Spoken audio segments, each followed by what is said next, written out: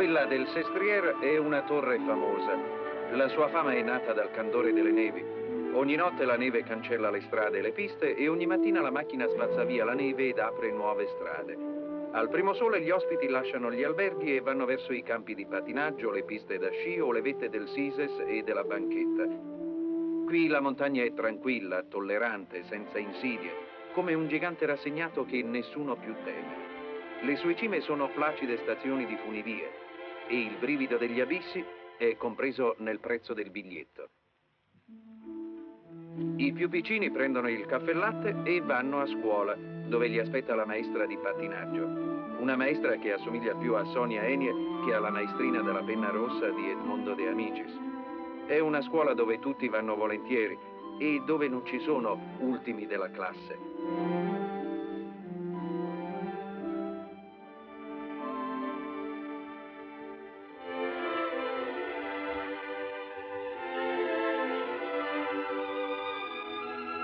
Ai gridi festosi dei bimbi fanno eco gli applausi fragorosi, le voci degli altoparlanti e gli incitamenti concitati dei campi di gara. La partita di hockey ha svuotato gli alberghi. L'hockey sul ghiaccio è qui quello che è il football nelle città, lo stesso tifo, lo stesso entusiasmo e gli stessi arbitri. E gli atleti si meritano tanta popolarità, perché tra gli sport è uno dei più faticosi e pericolosi, e forse uno dei più antichi, sebbene questo possa sembrare strano. Questi due scolaretti, stanchi di pattinare, se ne vanno a spasso anche se non è proprio nel regolamento scolastico.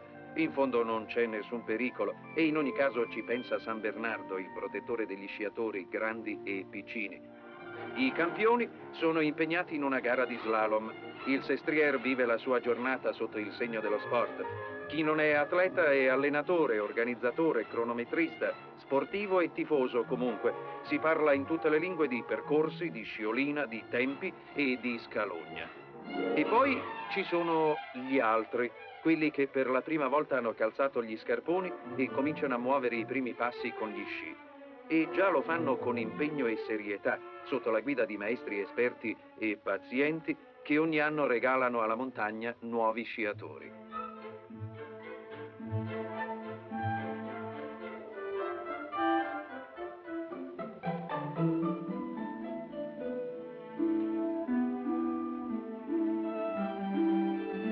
Ehi, bambini, lo sapete che sono già passate 2 ore da quando vi siete allontanati da scuola? I boschi sono pieni di maghi barbuti, di nanetti e di fate che vi guardano nascosti dietro gli alberi e vi sorvegliano un po' preoccupati. Anzi, qualcuno va suonando un campanellino d'argento perché i grandi vengano a cercarvi.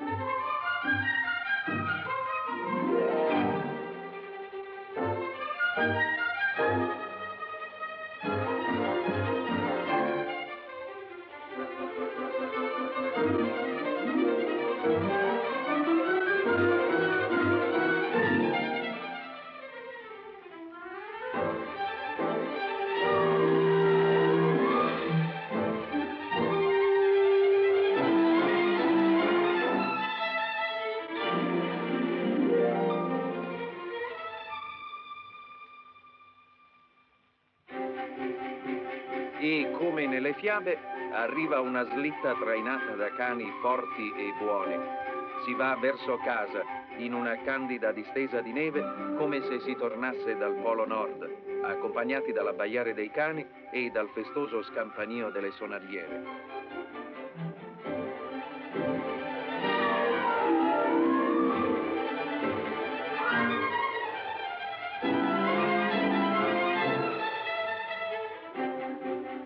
Ed ecco apparire le torri degli alberghi e i tetti a punta delle case.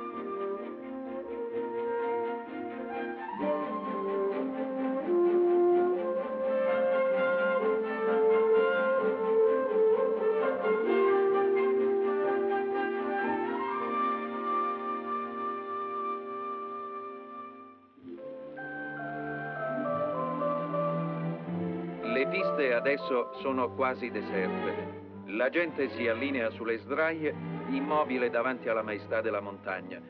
Se non ci fossero le cameriere d'albergo, le impiegate dell'ufficio postale e le commesse dei negozi, questo sarebbe un paese senza calze di seta e senza gonne. Tutte le signore portano i calzoni e hanno abolito il rossetto.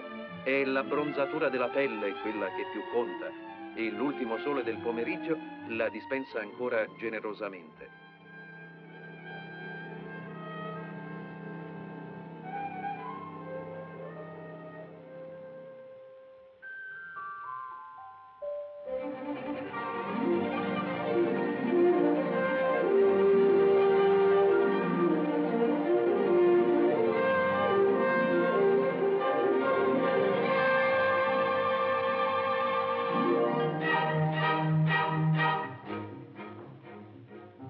La giornata volge al termine. Dapprima i trepidi lumicini qua e là nella vallata già sommersa nell'ombra, poi il bagliore delle luci dei grandi alberghi. Con grazia birichina fa tutti strabiliare, un passo qua, miau, un passo là, miau, ma l'amicina continua a protestare. Miau, miau. Il nostro vecchio gatto è diventato... Non amavo, era più dolce. Lo sport non ha lasciato del tutto il posto alla mondanità. Infatti questa sera si rende omaggio agli atleti e si premiano i campioni che hanno partecipato alla gara di slalom.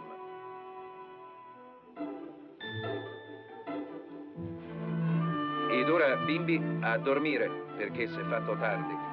Ma la mammina non deve raccontarvi una favola per conciliarvi il sonno che arriva subito. E quale favola potrebbe inventare più bella di quella vissuta in un giorno al Sestriere e di un ritorno in una slitta trainata dai cani, proprio come gli incredibili personaggi di un fantastico racconto di avventure.